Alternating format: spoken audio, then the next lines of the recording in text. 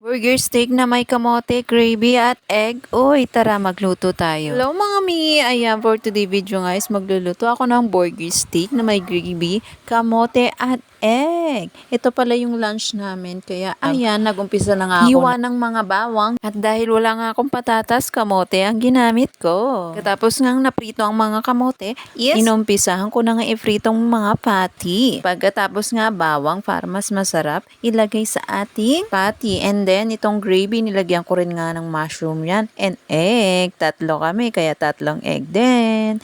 And then, ayan, nilagay ko na nga ang sauce. Para ito ang magpapasarap sa ating ulam for today.